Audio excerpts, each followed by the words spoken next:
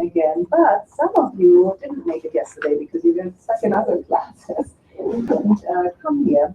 So I'm going to give you a quick overview of what happened yesterday and brief bio. And then hopefully all of you have received the Word document with the Node.xl SMA tutorial. No. If you have not gotten that, I'm not what do we do with this? We are going to steal Michael's white piece of paper. No. No, okay. No, we don't do that.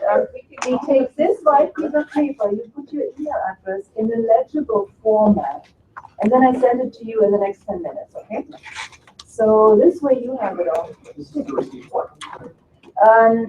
I had shared with those which I thought might attend a Word document which looks exactly like this, and it has quite detailed instructions of how to make Node.xl work and what it is.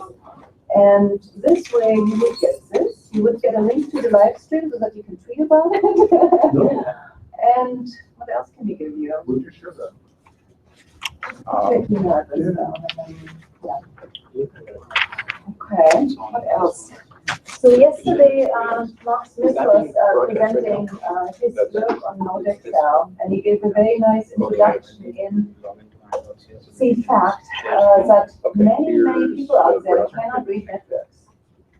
They might see a node and another node, and it's connected via a type, because Marc Smith is a sociologist, so he doesn't call it a link, he calls it a type.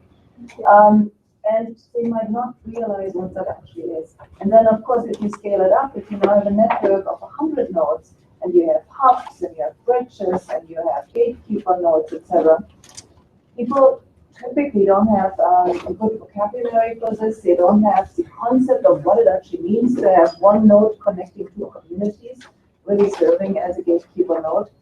And in many cases, they have no understanding how to read a network, how to analyze a network, how to visualize a network, how to share these networks, be it in a digital format or online.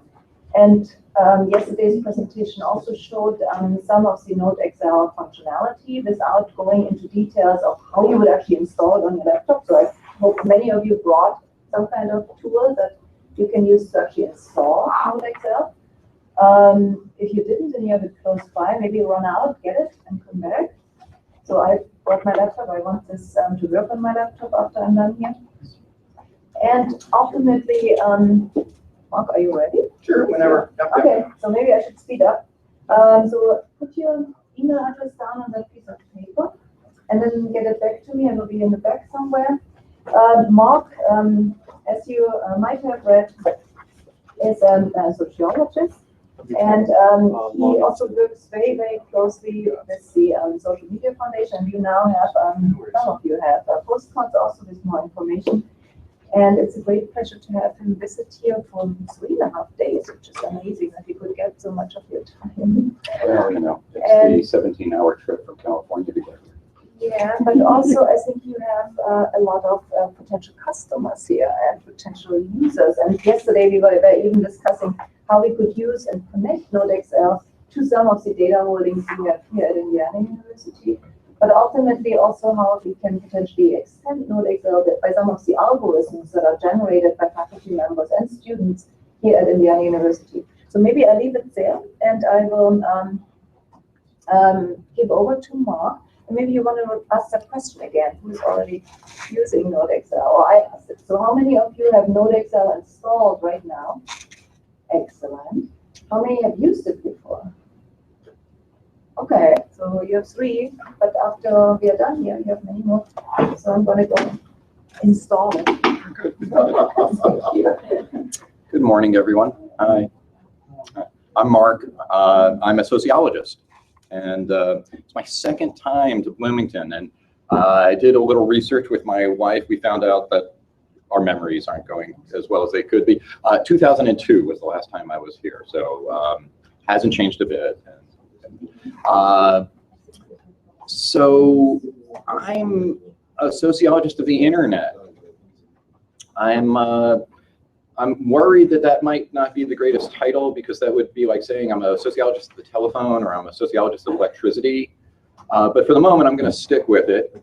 And my training is in 3 traditions in sociology. These traditions are social network theory. You're probably familiar with network theory. But in sociology, there are several traditions, and two others were part of my training.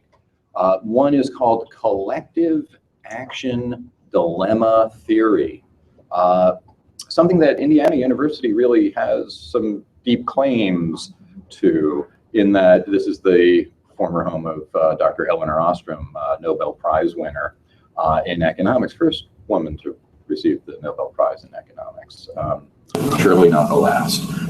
And her work, in particular in collaboration or during alignment with some of the work from Robert Axelrod, is all about how groups of people can get things done. And of course, the reality is that oftentimes a group of people would be better off if they work together, and they fail. They don't come together, they come together and they can't agree on what the goal is. They come together, they agree on the goal, and they don't actually perform it. And so sociologists are very interested in the question, what's the difference between a successful collective action and a failure? And in network theory, we have some useful tools. It could be that network structures are as important as the total volume or population involved. Oh, I know that guy. And so the third tradition is interactionist sociology, which is things like Garfinkel, Goffman, Bloomer, Schutz, Sachs. These names may not be familiar to you, but particularly the work of Irving Goffman, who was very concerned with how people use signs and symbols to give and give off information about who they are. Goffman studied face work in an era before Facebook. And he left the planet in 1984, and so he wasn't around to see much of that.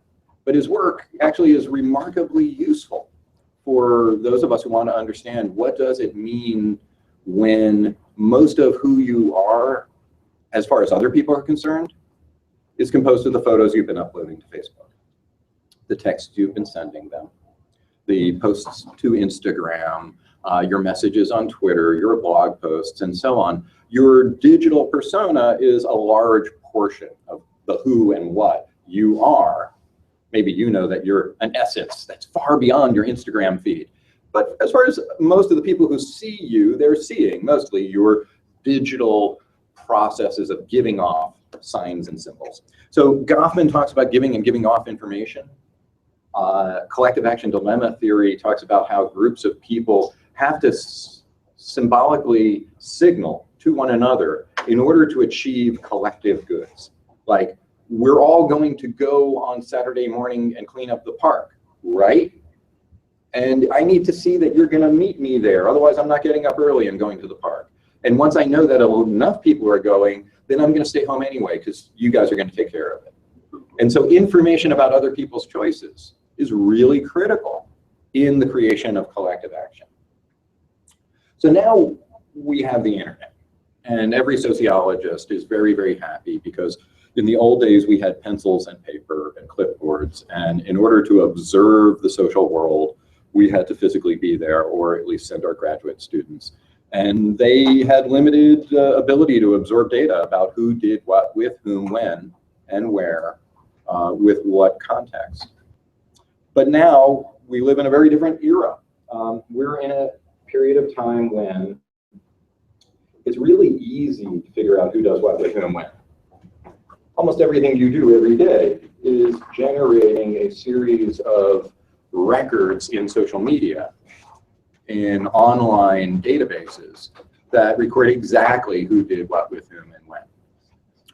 If you've placed a phone call, the phone system, many phone systems have recorded who you are, where you were, when it was, how long your call was, who you called, how often they call you back.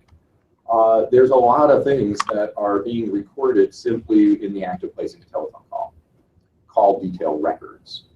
The same is true of a text message. The same is true of an email message. The same is true of a like or a follow or a friend or a retweet or a reply or a mention. These are all the edges, the connective tissue of the internet. And 99% of what you're doing on a computer, unless you're a computer scientist, how many computer scientists are in the room? Okay, that's one. Good. So the rest of you. You know, most of the time you're tapping, you're clicking, you're swiping, and what are you doing? You're creating edges. You're creating an association, a link, a tie, a connection between you and that other person, or indirectly between you and that other person through their digital artifacts. And so we are a bunch of sociologists, also computer scientists, information scientists, some business people. And our aspiration is to domesticate network for non-programmers. So networks, we all agree they're important. Anybody here want to argue that point? Yeah? Oh, come on. No, they're not important. Take that position. Okay, so networks, it's the data structure of the 21st century. It is the data structure that once you start to understand things connecting to things, you look out into reality, and everywhere you look, there's a network. Everywhere. Network, network, network. We live in a network society. It's the, you know, when I was a kid, it was the space age. Now it's a network society. It's the name of our era. And yet, I wonder, the average user has some serious challenges putting network to work in a way that is not merely metaphor or poetry. If I ask the average user, where do you get a network? What do you put it in? How do you analyze it? If you're going to draw a picture of it, how would you do that? And fifth and final, the most important thing, how would you communicate an insight into a connected structure to another human being? Given that this is a network society, it's remarkable that I think we get failure on all five. 5 out of 5. Average user has no idea where to go to get a network. Network is a metaphor, right? There's just network out there. There's no empirical data structure that the average person understands that they could get their hands on. So 5 out of 5, you can't get a graph, you can't put it somewhere, you can't analyze it, you can't visualize it, you can't communicate anything to another person. Now, this may make sense, because when it was the atomic age, it did not mean that I had my own atomic weapons. So it's a network age, so maybe that means that I don't get my own network. But maybe it isn't. Maybe this time we get the tools of our age, network. And so the challenge is, what if we had better tools? What if there were tools available that made it easy to deal with network as if it was about as complicated as pie chart, bar chart, scatter plot? The 3 basic information visualizations that the average human being can actually grasp, actually 2 out of 3. Bar chart, pie chart, that humans can understand that. Scatter plot, you're probably losing about 95% of the audience right there. So here I am, I'm going to try to feed you that thing. You know, spidery diagrams with dots and lines. It's hopeless, I get it, I understand. But I'm trying to expand the audience of network aware humans from 0.0000001% to maybe like 0.1%. That would be an enormous increase in the total number of people who could think link, who can think about communications in a networky way. So I think it's important that we do so, because right now, and I'm going to start from a sort of sociological position, crowds matter. This is Tahrir Square. There's almost nothing you can do when 750,000 of your closest friends gather. And whenever groups of humans form, somebody routinely will say, take a picture, send a photographer. Pictures of crowds are newsworthy because when humans come together, they are a force of nature greater than almost anything else. Only a group of humans could destroy this planet. I mean, a group of gazelle never get together and think, let's bring the whole thing down. Only humans could do that. And so the issue is that these crowds occasionally form in the physical world, but far more often now, crowds form in the virtual world. As we speak, crowds have gathered around Bloomington, around #BTown, around pretty much every topic of interest to human beings. It's as if there was a virtual address and people could independently converge on this location. You could consider them to be a kind of Schelling point. And I'm thinking about Thomas Schelling and his work on how people coordinate behavior without prior communication. A Schelling point is a point on the landscape that is an obvious point of convergence. If I say, meet me in New York City, and I tell you nothing else, there's a really good chance I meant under the clock in Grand Central Station. That's sort of like the quintessential Schelling point for meeting people you don't know where to meet them. And so in cyberspace, we have this incredible new capacity to create Schelling points. I like to use the example that in the old days, you could not pick up the phone and say, hello, operator. There used to be a human on the other end. Hello, operator. Could you connect me to people who like jazz? Not just any jazz, by the way. West Coast bebop from the 50s. And the operator would say, one moment, please, connecting. And you would be talking to, no, that never happened.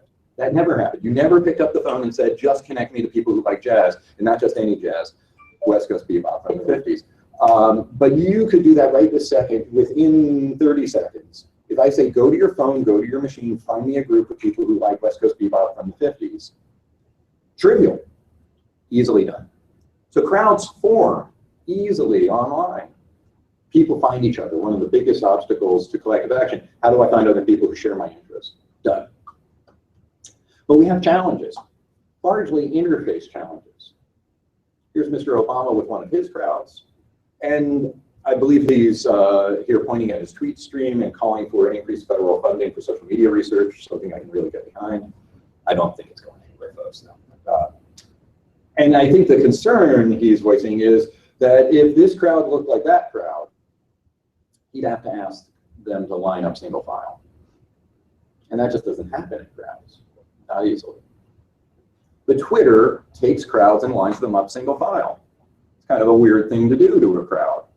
And it loses its crowdiness. You lose the sense of the size, the shape, the divisions, the structure of the crowd. And I'm a sociologist, so I miss this deeply. And so we built this. And this is an image generated from NodeXL. NodeXL makes it easy to make these kinds of things. And this is the set of connections among a population of people who were talking about the President of the United States at a particular time. It's a couple of years back. It's an old slide now. And they have connections with one another whenever they reply or mention one another. And the result is a collection of connections. It's a network. And instead of seeing these tweets and their faces serialized with all of this structure essentially ruptured and filtered away, someone once described it as wanting to understand how an animal works by putting it in a blender and then studying each cell. Kind of yucky, isn't it? That's gross. But that's essentially what Twitter does to the social structure of the crowds that form within it. It chops them into pieces and squirts them out one at a time. And if you don't throw it in a blender, what you get is beautiful shape and structure. What we see is that the crowd that formed around talking about the president was not one crowd. It's two or more, several sub-crowds, and that they have very distinct opinions and orientations. You'd be surprised. There's some division in America, and you can see it. Not only did I helpfully color them red and blue, but look at the words at the top of the boxes. The words at the top of the boxes are the hashtags or words most frequently used by the people within those clusters.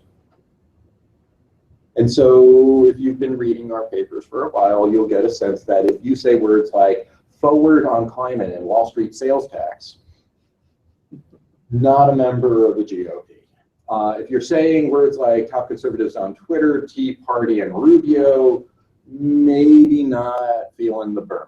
So, I mean, this was before people felt the burn. And so you can see that people are engaging in something known in network theory as homophily. People don't talk to people who are not like them most of the time. We are attracted to things that are most like us. And this is proven throughout sociological literature, because if you look at who you're going to marry and who you're going to do business with, and even who you're going to move in next to, the differences between you in terms of education or ethnicity or income are remarkably small. Humans sort themselves into like, near like groups. And this happens in social media. You don't retweet, you do not reply to people you really disagree with. You retweet people who agree with you about disagreeing with those people. Red people talk to red people about how much they don't like blue people. Blue people talk to blue people about how much they don't like red people. But as you can see, there's relatively little bridging. Not zero, but relatively little bridging. Far more interior connectivity, cohesion within the group than across the group. And that's why the groups are groups. The Closet-Newman-Moore algorithm has found and imposed these divisions within the graph, looking for these points of minimal connectivity. And so it found this. It was not that I said, well, this person has an American flag, so therefore they may be Republican, and this person has something about the environment, and that means that they're not. It's that in the data, an algorithm knowing nothing about politics could find our politics. And so our job is to try to build the tools that give us these kinds of insights into social media. And not just social media, really into social networks, and not just social networks, into networks. Because they're not just social networks. I mean, social networks are any networks that humans occupy. But of course, there are electrical networks, there are protein networks, there are chemical networks, there are financial networks. The minute you start looking for a network, you find it everywhere. And it's interesting that it could be so universally present and so entirely absent from almost the entire education system that I've observed. I own two humans. I have a 20-year-old boy, a young man, and a 15-year-old young woman. And at one point, my daughter brought home math homework, and it said the word vertex, and I got very excited. And she said, "Dad, calm down. It's not your kind of vertex." And I thought, when will they teach students anything about networks? And why do we keep it such a secret? Maybe it's because the tools are bad. Maybe because the tools have essentially been software development tools.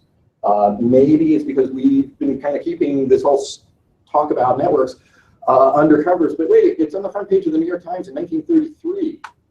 How is it that it's been a part of the public consciousness and we can't quite get the network way of thinking into the general population? So maybe what we need to do is show people why networks express some important truths about organizations, and maybe we need to build better tools that are going to simplify this process to the point that it becomes something that a hobbyist could do. And so we take some inspiration from this piece of technology. This is the Brownie Snapshot camera. This was the first technology that turned the profession of photography into a hobby. Before this, you really needed to know what you were doing. You mixed chemicals, you built equipment. It would be like, personal computing before the Apple II or the TRS-80. It was a do-it-yourself kind of a thing. Kodak came up with this idea that you'd buy a box. It had really only two user interface elements. You pressed a button and you advanced the film. And after you took, I think there were 15 pictures in this, you brought it back to the store and they gave you a new one. And then 3 weeks later, you got some pictures. So this was Instagram 1.0. So our inspiration is to maybe give you the disposable camera. Maybe we should take it digital. But the reality is that this thing became obsolete. And so what we really want to be is this. We want to be the camera app on your phone, but we want to take pictures of crowds that don't exist in the physical world. We want to take pictures of virtual crowds. And this is that camera. This is Node XL. You can get Node XL yourself.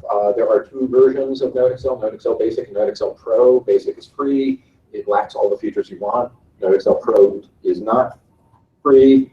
It has everything you need. And but Basic is there to be a browser for files created with Pro. And as a result, particularly for classroom situations where you really don't want to be licensing lots of copies for a short course kind of a thing, Basic works fine. So you could have one pro copy and create some data and then share it with students.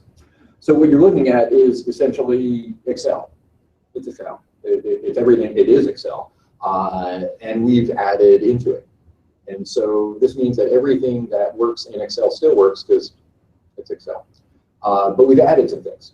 We now have the Node Excel Pro menu, and there are a series of functional units, and these are all of the features necessary to answer the 5 questions.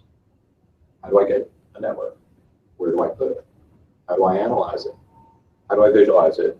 How do I publish it in a form that I could share an insight into a network with another user?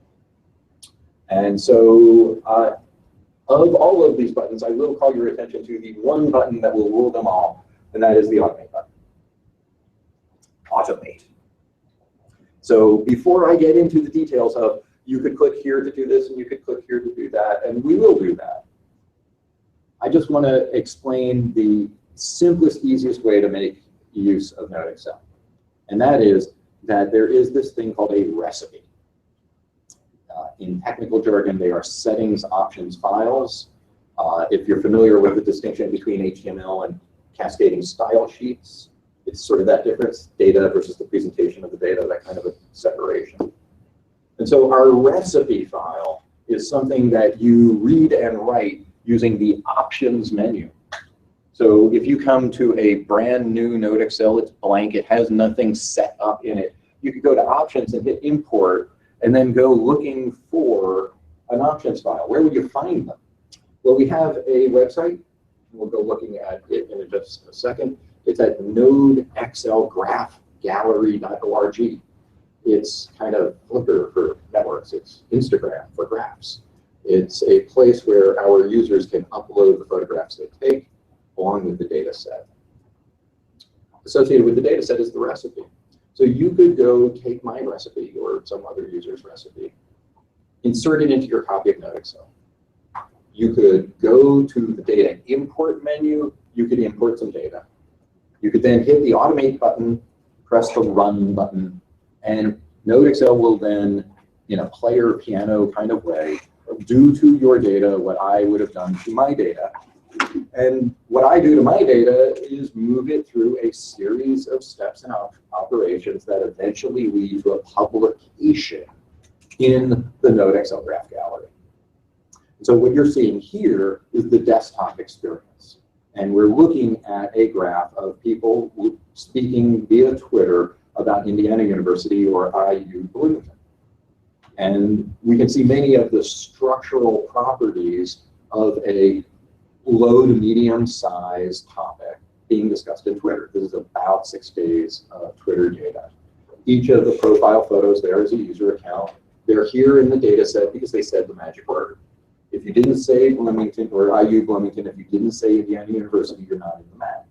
If you did, you are, at least as far as Twitter is concerned. We asked, they told, we believe what they said. And so what we get is, instead of just a collection of tweets, what we get is a collection of connections created by those tweets. Not every tweet has a connection. These people's tweets had no connections. You'll notice that their line circles back to them. These are self-loops. These are people who tweeted Indiana University or IU Bloomington. However, they did not include an @ sign in any tweet that they used that used those words. They didn't mention anybody else's name. And more to the point, no one ever said their name. So not only didn't they say anybody else's name, they did not retweet, they did not mention, no one said their name. So these are peripheral people. They are casual participants. This is dramatically different from the IU Bloomington account, which is the hub and spoke pattern, a pattern that we identify as the broadcast pattern, the creation of audience, which is an interesting thing. It's a way of recognizing the difference between different kinds of populations. You could have 100 people, and they can form dramatically different structures, shapes. And so we can see that this group of people have no connections to anyone, not even to each other. This group of people have a certain kind of connection, a common connection to a hub, but they have no connection to each other. The audience does not actually communicate with itself, at least not as evidenced by their connections here. These people are not talking to each other. However, here what we have are other broadcasters who have created their own audiences. So it's an audience with its own audience. And that's an interesting structure. Well, a hub that's connected to a hub that has its own spokes. And so that's a very common pattern where marketing, PR, brand communication is concerned. One account is speaking, its goal is to be retweeted. Okay, that's a kind of success, and it's an interesting pattern. It's not the only one, though. And so by using this tool over a long period of time, getting lots of these images, what we have come to understand is that there are 6 basic network structures or patterns that routinely occur in social media. And we're going to talk about that this morning. So in the tool, you then get these spreadsheets, and there are a series of worksheets at the bottom. The first one is actually unfortunately included here. That would be the edges worksheet. It's where the pairs of information are listed. And then actually we can see that here. That's the edges worksheet, but I'll take you back in a second. This is currently the vertices worksheet. This is where every person or thing in the graph has a row. If you're in the graph, there's a row here for you. Each person gets one row. The IU Bloomington account is the top account. It has the highest betweenness centrality. It's the most in the middle of the graph. We also calculate degree, a degree and out degree. You can't get degree in a directed graph, so we have in and out. And you can see that it has an in degree of 68, but an out degree of 6. It has mentioned only 6 accounts. 68 other accounts have said its name. So this very strong asymmetry is a sign of broadcaster. It's an indication that it's celebrity, because you say celebrities' names, but sadly I have to tell you, they almost never talk about you. Really, very lopsided, these relationships with celebrities.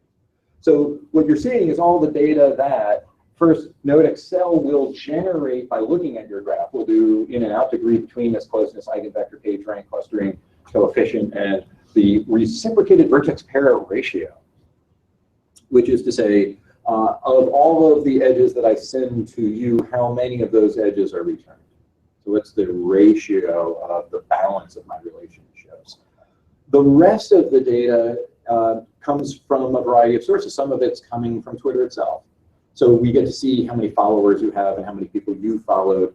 If the data was coming from Facebook, then we would be seeing friend data and maybe the account creation date and whatever the different social media platform data source is, we might be able to get different data from that platform. So here we're getting friends, rather followers and follows, tweets and favorites, and then the time zone you told Twitter you were in, and some information about where you told you were. In the edges worksheet, this is really the heart of the matter. This is the stuff. These are the connections among the vertices.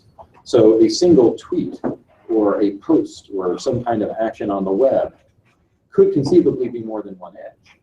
If I say, I will tweet something like, I'm going to Bloomington today, I mentioned nobody. I've created one edge, and that edge starts with me and it ends with me. I've talked to myself, essentially. If I say, at Cuddy Burner, I'm really happy to be in Bloomington today, I have replied to Cuddy. And so I have created an edge. But if I said, at Cuddy Burner, at IU Bloomington, at somebody else, I'm really happy to be in Bloomington today, and I have. I've created 3 edges. 1 reply and 2 mentions, because the @ sign is no longer in the 0 column. Only when I say somebody's name in the 0 column of a tweet is it a reply. In all other cases, a mention of a name in a tweet becomes a mention. So we make that distinction, and you'll see that we have tweet, mentions, replies to, mentions, mentions, mentions, replies to, mentions, and so on down the line. This is the relationship column. So somebody did something with somebody at a time, it had a payload, there's the tweet. We then pull out the URLs in the tweet, the domains in the tweet, the hashtags in the tweet, when did it happen?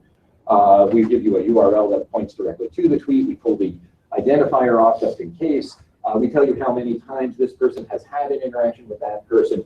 And then we tell you something on the other side of this about what words got used. We now have a sentiment feature in NodeXL, which I will preface by saying I have a very negative sentiment about sentiment.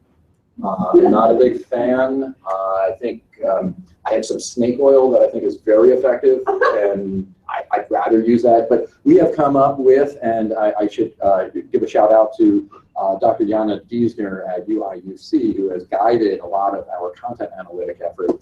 What we have is a very, very simple sentiment system in which users may edit 3 lists of words. And we helpfully populate 2 of them initially with positive and negative English language words. In Liu at UIC is a computational linguist who has provided these on the web, and with his permission, we are publishing them. And so we will count the positive words and the negative words, and we also have violent and angry words. I won't go into those. And we count those. That's it. For every tweet, for every message, doesn't matter if it's a tweet, it could be a post, we're going to simply say, how many words from list 1 are in this message? But we do that again at the vertex level. For that person, of all the messages you created, how many of your words are on list 1, and list 2, and list 3? We simply report that, and we give it as a percentage as well. So, 3% of the words you use are on the angry violent list. That's a lot. I'm not going to talk to you. Versus, 6% of your messages are on the positive list. Great, that's good. If you don't have, and the beauty of this approach is that these lists are entirely user editable. For example, you may not be interested in American English. You might be interested in some other language. If you can type, you can enter positive and negative words, or for that matter, how about we skip completely past this notion of positive and negative? What a wonderful set of binary oppositional categories. How about instead you want liberal versus conservative? Maybe you want investor versus consumer language. Maybe you want simply Spanish versus English. You just want to detect the languages being used in a larger discussion. And so we believe that the sentiment feature has a lot of general utility because it is not trying to do too much. And a lot of the NodeXL design philosophy is how little can we do and get a lot done without trying to solve everything. So what can't we do? We're not doing automatic stemming. We're not doing parts of speech. We don't work in, if you want to bring another language, you have to bring your language with you. The good news is the NodeXL user population is out there, and we now have German, Portuguese, Italian, Korean, and Australian. Apparently is a distinct lingo and has its own positive and negative words. And so you can find these lists out there in the user community and via the NodeXL draft gallery. So here on the edges worksheet, you're getting all the raw material that then gets analyzed and populates all the other worksheets. And those are vertices, information about groups, who's in the group, how big is the group, the overall measures of the network, the time series, which I can show you here, just gives you a, how many edge events per unit time. You get to pick the unit time. You get to pick what constitutes an edge event. So it could be any edge. It could just be replies. It could be just mentions, whatever you like. And then all of these tabs are then populated with information about the graph. So the best use scenario is you're sitting in front of 2 screens. I recommend another screen. They're not that expensive, and it allows you to stick the graph over on one side and keep all the metadata in the spreadsheet on the second screen. And then the brushing and linking experience is very nice. If you click here, it lights up over there. If you click there, it lights up over here. If you were to select a group of nodes over there, you've selected their rows over here, that kind of thing. So our goal is that you're going to go out and use this and start taking pictures, lots of pictures.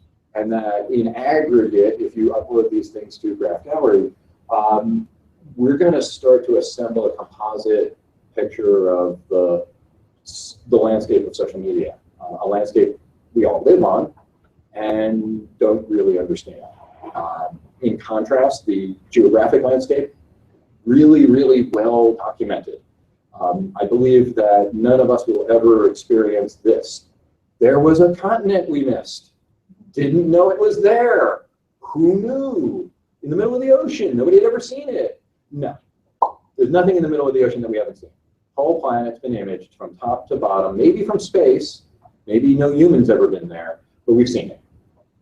The same cannot be said of the landscape of social media. We have no idea where are the mountains, where are the valleys, where are the rivers. You know, we have no idea what this landscape looks like. And our goal is to try to solve that problem.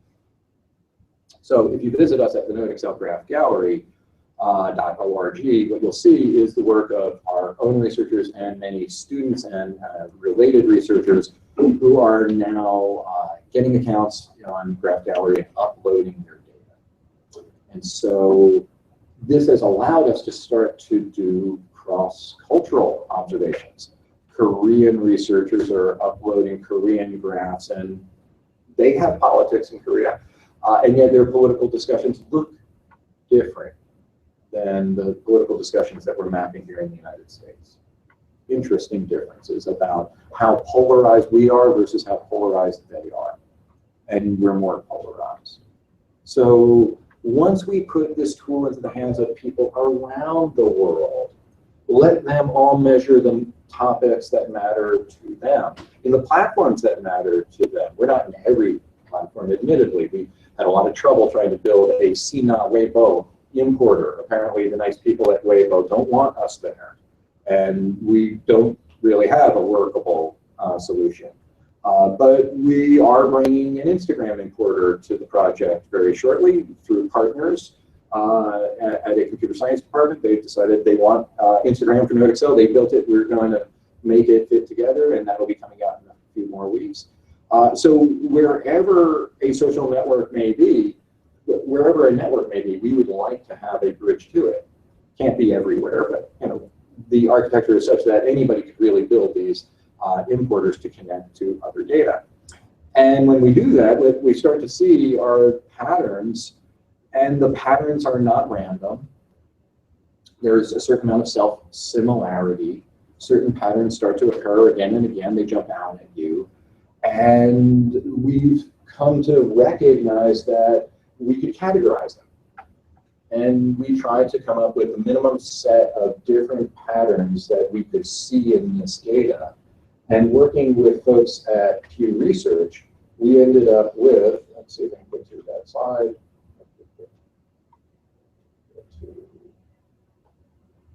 There. We ended up with this report. Okay, that report. And I welcome you browsing over to pewinternet.org. If you just type in Pew Internet and Node Excel to Google, it'll pop up. And this paper, Mapping Twitter Topic Networks, essentially reports this. And that is that we could find these 6 basic patterns of connection in the now somewhere around 3.5 million maps that we've generated. It's not to say that you find these exclusive of one another. Sometimes you will find hybrids.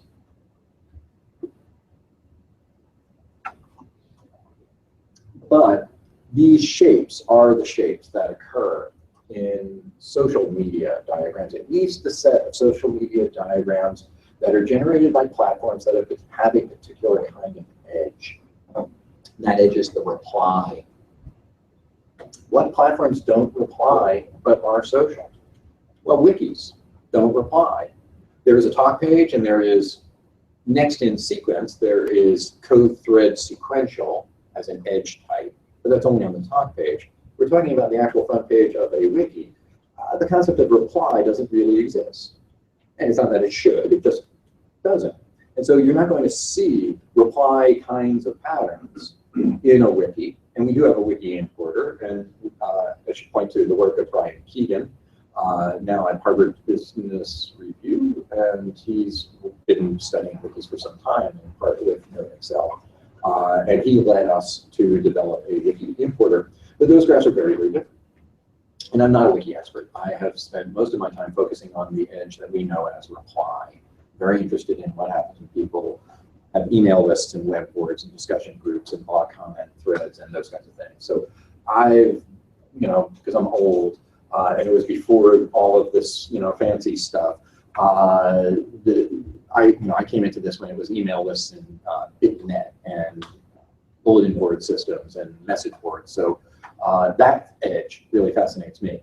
And these are the patterns that emerge when replies can happen.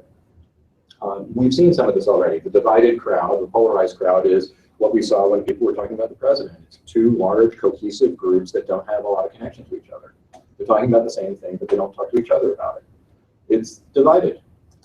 It's very common in US political topics. It's a little less divided in non-US political topics, which is interesting. We might be more divided than others.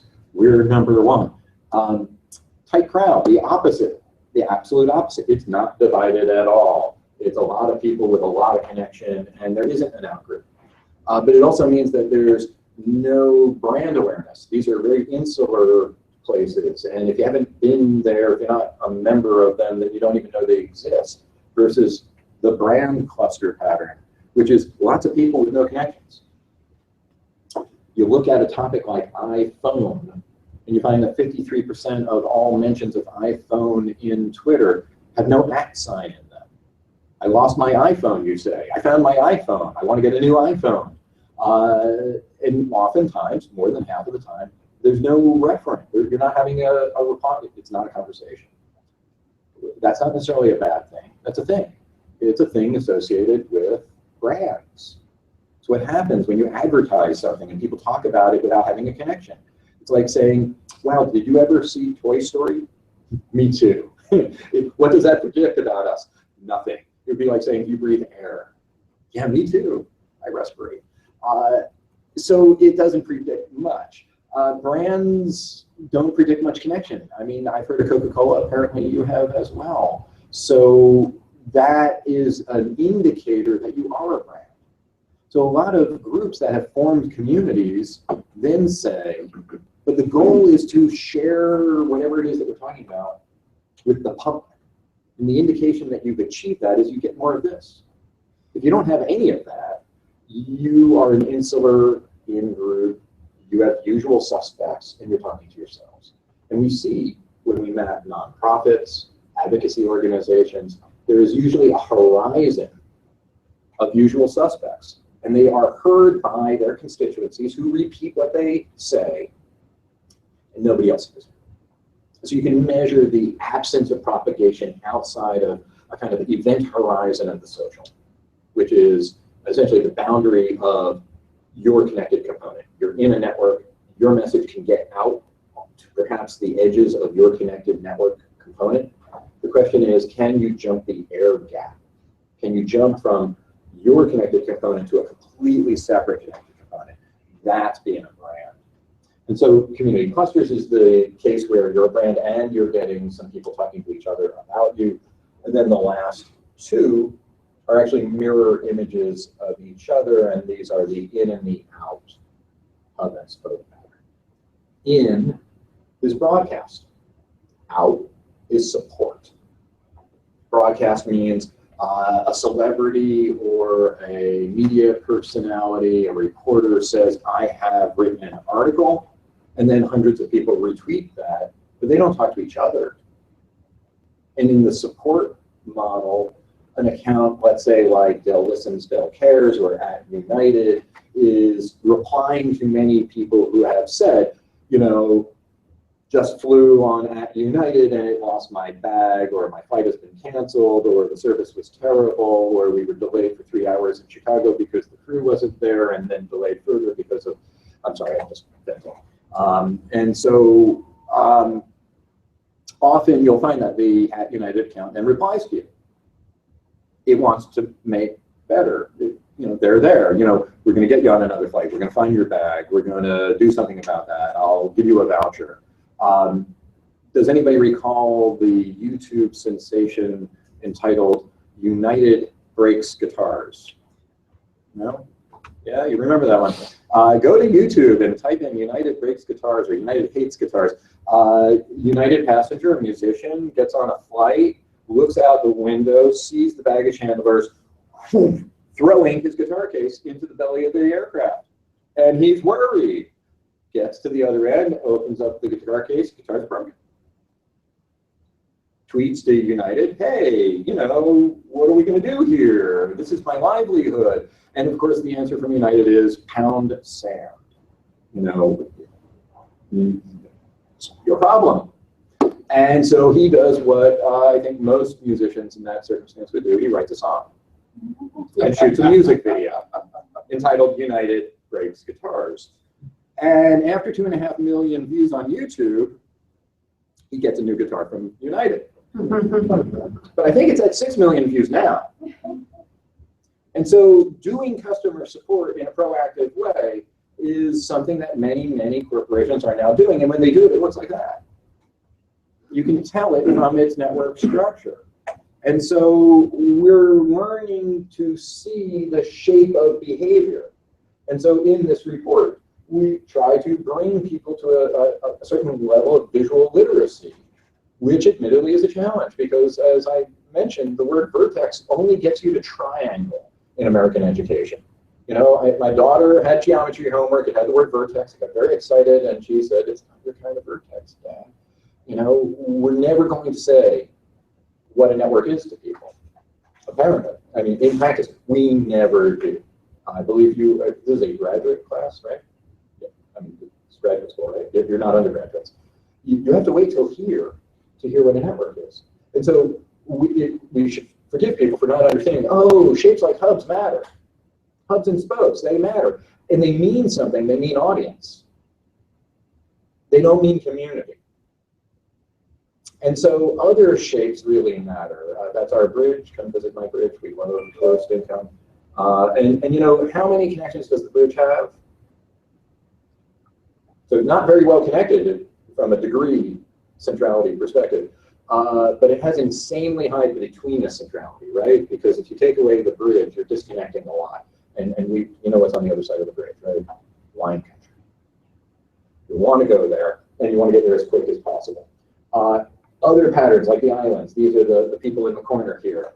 You don't want to ignore the islands. The islands matter because they are the indicator that you are a brand. But once you develop a little of the visual literacy, then you can say, oh, look, hub and spoke, hub and spoke, hub and spoke, lots of hub and spokes here, a little bit of brand, a bunch of small groups. Okay, this is a broadcast-based brand topic. It is the hashtag influencer marketing. And it's people talking about using Twitter to influence other people, which we map because meta is my favorite flavor. And so you can now read these things, I think. It won't take that much effort to really start to have a visual literacy once you get the sense of, oh, well, you know, these shapes tell us a story. And then, admittedly, the shapes aren't always enough. And so we are adding to Graph Gallery a bunch of textual report that supports the interpretation, like who are the top 10 people? We might as well just list them. If there is a way of ranking people, and there is, by between the centrality, by eigenvector centrality, by some network metric, we might as well make it easy for users to identify the most influential voices within some connected conversation community. And then while we're there, we might as well make it easy for you to follow them, because a network inspired strategy for social media engagement would suggest that engaging the core members would be the way for you to move towards the core, to have your messages potentially amplified, retweeted by those core members, which would be far more valuable than almost any other kind you can imagine. If a peripheral person retweets you, it's almost as if nobody did. If a core person retweets you, you have won the jackpot for the day and they go home. I mean, if that's your job, if social media engagement is your job, then you win. We also want to report things like, you know, what are the other topics? What are the other hashtags? What are the other words? What are the word pairs? What URLs are being discussed, not only in the entire graph, but as you noticed, we create these neighborhoods. Well, Cosset, Newman, Moore chops the graph into pieces, forms clusters, groups, or neighborhoods. And we want to know what is distinctive about them as well. And particularly when we move into topics that are politically contentious, polarized, divisive, the clusters are politically oriented, balanced groups, for and against. And you can see it very clearly in the URLs that they're referencing, the hashtag they're talking about, and so on. So this has led to the ability to do some research, and we've published some, and in a few seconds I'll show you some of the really powerful work that's being done by other scholars with the tool. We just think that it's a way now of pointing into discussions on the web that is a lot like bringing a camera. Right now, if a news outlet said hundreds of people gathered in front of City Hall in support or in opposition to X, but we didn't get a picture, you kind of wonder, well, did it even really happen? I mean, people take pictures of crowds. And yet, almost any day of the week, you can hear people say in the media, and then thousands of people gathered in Twitter or social media, and things went viral. Twitter blew up. Social media went crazy last night when people, this hashtag, that hashtag. I want pictures. I want proof. In part because I think that there are enormous opportunities for propagandistic misuse. In particular, I am now going to mention the collaboration between USA Today and Topsy in the 2012 presidential election, in which they reported the positive and negative sentiment on each candidate name. What's wrong with that? Well, imagine two possible scenarios. Because we have network maps of political candidate names, I assure you more than one group exists, right? I mean, the for and the against. So two things could have happened in order to change the sentiment on the candidate. People who were for that candidate moved and became against. That's news. That's really profound. When your supporters leave you, that's a moment. And I think that's what they're trying to say. Sentiment went negative on that guy. People moved from the support camp to the negative. Wow, that's new. Wait, what else could have happened? The haters, they be hating. Couldn't it have been that the opponents were louder today than yesterday? Different headline, a little different. Opponents of the candidate were more opposed today than yesterday. Okay, news. It's news. They're more opposed today. It's different news. Now, why could you get away? It's USA Today, folks. Somebody slipped it under my hotel room door this morning. It's an important paper that I stepped over on the way. I'm sorry. It reported that every day as if it was telling us about people moving across the aisle. That's a mistake. That's an intentionally misleading mistake. If people had cameras and were taking pictures, you couldn't get away with that mistake. If you go to the front of the Supreme Court during a contentious day of decision, and you say, well, people who were opposed to the decision outnumbered supporters 10-1, and you go, really? I have all these pictures. I can show you that it was the other way around. The opponents were outnumbered. Well, we need that. That's politics. That's an important part of our culture. Bringing people to the Supreme Court steps matters. And taking a picture of them is how we prove that they were there. So we need network analysis to help us understand the landscape of social media, because without it, I don't know how you would grasp it. All the existing platforms out there treat them as if it is a giant pile of words, and we are going to draw you line charts on how many tweets and retweets you got, how many followers you got, and it's not enough. We think if you're not aware of the 6 different types of patterns out there, you don't know which one you are, that's a real problem. And then if you don't know which one you want it to be, that's an even bigger problem. And then if you don't know how to get from where you are to where you want to be, well, that would be the biggest problem you have. So we want you to understand that they come in different shapes. Here they are in zoomed in view. This is tax policy in the US, imagine, a little division. And you can guess who's who. And then this is people talking about being a social media manager. That's CMGR chat, community manager chat.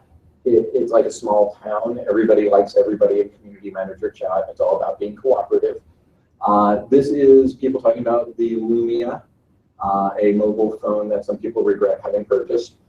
And this is people talking about the First Lady of the United States, which is a kind of bizarre, or we call it the clustered community pattern, where you're getting brand and these broadcasts. So a lot of people talking about the First Lady, and they're forming audiences, but there's also a lot of casual mention. So she's brand as well, so it's kind of hybrid.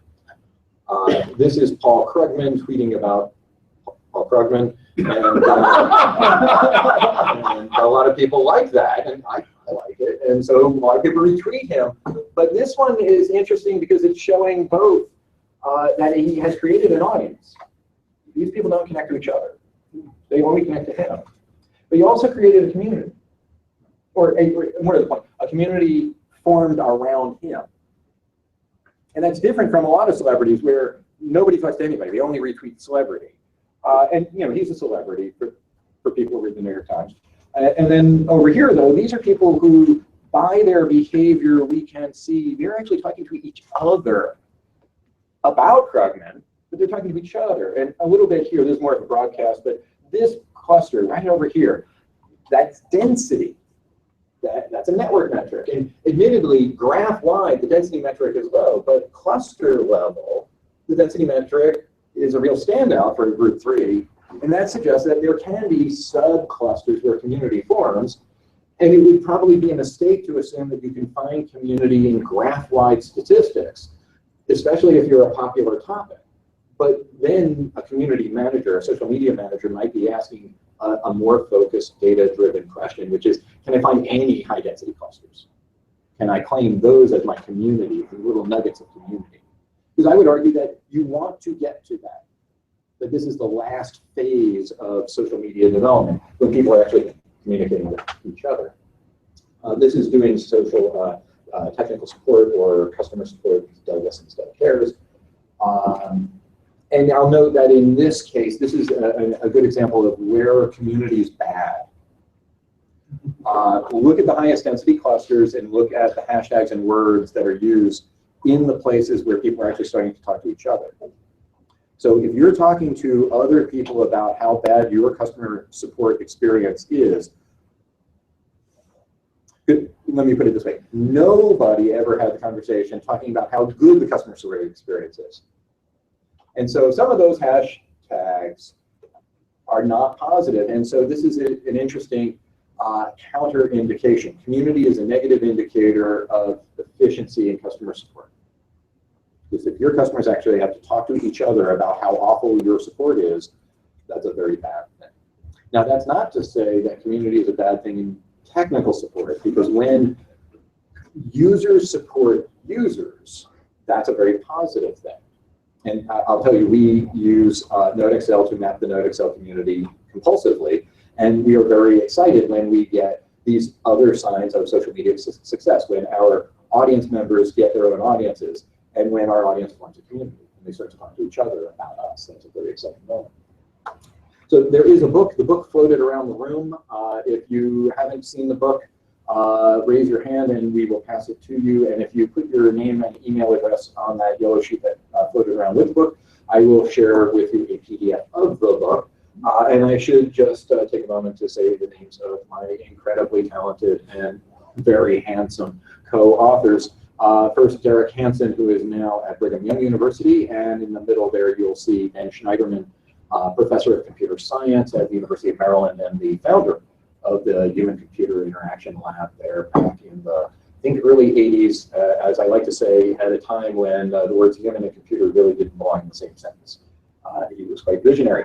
And we are working on a new book, which will be entitled Think Link, and we are still soliciting chapters for this book. We are looking for what we're calling domain chapters, where you take the tool and you apply it to a research area and provide students with a step-by-step guide to how to come to a research finding within your domain using the tool.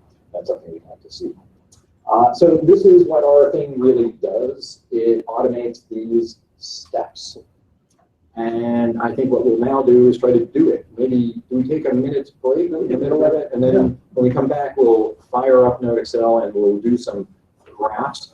What you can do on your way out the door is tell me, what would you like to see mapped? Do you have a hashtag, a Facebook fan page, a group, a user, a sports team name, you name it, I'll map it, and we'll put them up in the graph gallery, and I'll show you how you can do it too.